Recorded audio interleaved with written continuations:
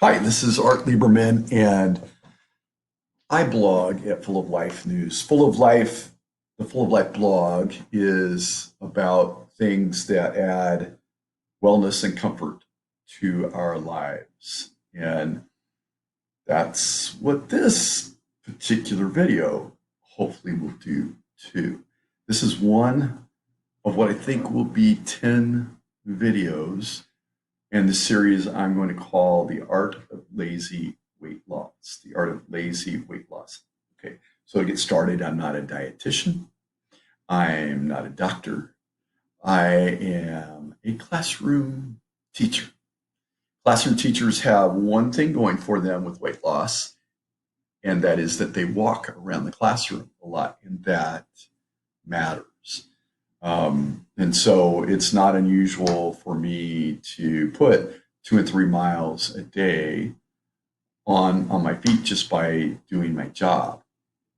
Um, but that having been said, it's not everything. And so what I want to do is talk about the first part of the art of lazy weight loss. And it came about when in January I went to the doctor and I was going for joint pain and headaches. And he said, what you need to do is try intermittent fasting. His name is Jeremy Smith. And I said, okay. And he told me he did it. And that made me feel better. And so I decided to try it. I figured, I'll try it for a day. I'm not going to die. And you know what? I didn't die, and it wasn't that bad. The last hour was a little bit hard to manage that first time, but not so hard to manage that I couldn't try. I couldn't stick with it. And so here's what intermittent fasting looked like for me. And I got this advice from my doctor. And if you're going to start like something like this, I recommend that you get advice. So for me, he said, fast for 18 hours and then eat during a 6 hour eating window. And don't worry too much about what you're eating other than don't eat crap. Okay.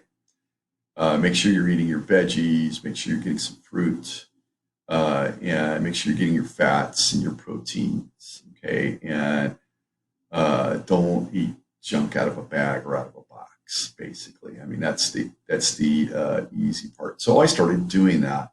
In the mornings, I would drink coffee. So let me back it up. So that means my last meal was at 6 p.m., give or take, and then I wouldn't eat again until lunch the next day. In the morning, I could have coffee. I might put butter in it. I might put heavy cream in it. I might put coconut oil in it. All those are supposed to be fine. Some people can't handle those things. This is from my research.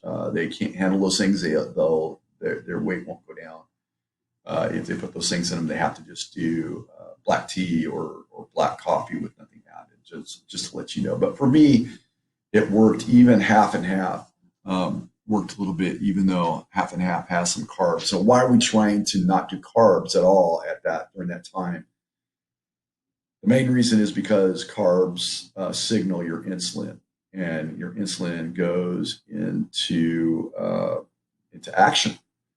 And so we don't want the insulin to go into action. We want it to not go into action. And that's the whole thing, because the spiking of insulin is what causes the weight gain. And you can look this up. It's Many people are now saying it's not about the number of calories you eat, it's about what your insulin is doing.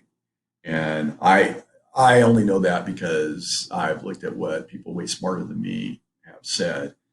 And so, you don't need to take my word for it. You can get on YouTube and start researching it, or start reading articles online. I mean, there are literally probably 1,000 of them on this topic. I didn't read all 1,000. So, but pardon me while I scratch my nose. So what's happening then is what we're trying to do is drop our insulin levels, reduce insulin resistance, and then raise human growth hormone, and that is also what happens with intermittent fasting. We want to begin cellular repair, and that's really important for me. And I'll tell you what's happened for me, I think, in that in a minute. We're going to lose weight, and specifically belly fat. And I could stand up and show you what my belly looks like right now, but okay, well, it's not happy yet, but it's getting there. So that's where I'm at. Okay, see, I'm not going to lift my shirt or anything. I'm too shy to do that. So, all right. So we're going to reduce inflammation, which is the big thing that I am after with this. Improve blood pressure. Now, for me, my blood pressure was already good. And I think that has to do with the amount of walking that I do as a teacher. And we're going to improve cholesterol. Now, I forget which one is the so-called good cholesterol, but mine is always too low. And so it should raise that and get the balance proper. Improve blood triglycerides. Triglycerides are fats, so the blood coursing around in your blood. Improve blood sugar. Improve metabolism. Now, that absolutely is happening with me. This is good for your brain. Here's how. When you fast, you produce ketones after a certain number of hours. And ketones, if you've heard of the ketogenesis or the keto diet, this is what they're after, is those precious ketones. And they are good for your brain, and they help you think better. Well, I never noticed like some sort of caffeinated like rush over this. But what I noticed is that I started being able to work through the afternoons with less fog. And that was true when I was teaching. And then even when the social distancing shut us down, I could work through the whole afternoon. I kept working. I kept blogging and writing and doing these kinds of things. And they are saying that it's probably good to help prevent Alzheimer's disease due to this autophagy. And if you look up that word, autophagy, it's AUTOFAGY, and that's cells getting rid of the bad stuff and that are floating around here, the bad cells that have broken down and disintegrated. Well, the process of fasting helps with that. Well, there are three kinds of intermittent fasting I've tried. Most of it has been the 16 hours fasting to 8 hours off, or even more so, the 18 hours of fasting, 6 hours of eating. Something called OMAD, that's 1 meal a day. I've tried that several times during this period. I didn't try it until I've been doing it for 2 months, though. And I'm still not in love with OMAD. Okay, and when you start reading the literature, you'll find some people prefer it. Everybody's different. But what I'm starting to drop into that I like a lot is the 20 hours fasting to 4 hour eating window. And what that looks like for me is that I eat at lunchtime, a big meal, and then I top off 3 or 4 hours later. And then I don't eat again until the next week. But I switch it up from day to day. Sometimes I'm doing an 18-6, sometimes I'm doing a 16-8, sometimes do 17-7. Okay, these all should add up to 24. And so here's what's happened with me is that my brain function has improved, and that'll shock many people. And I've lost lots of weight. I am starting to notice the reduction of inflammation, but it seems to come and go. And I have definitely had an improvement in allergic reaction, and not in terms of food allergic reaction, but in terms of but sneezing. I have seasonal hay fever, and it seems to be so much better this spring. And we've had a lot of rain, so I don't think it's a weather thing.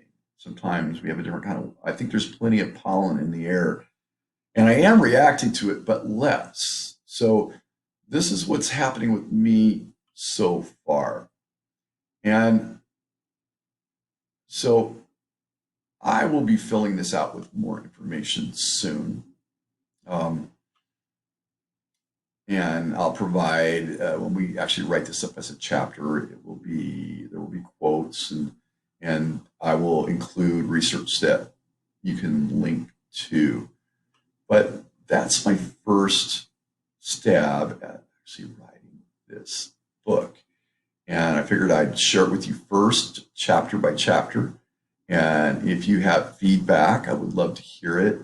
And maybe some of what you say can end up in the book too, because I can definitely learn from you and need to. So I hope you're having a great day.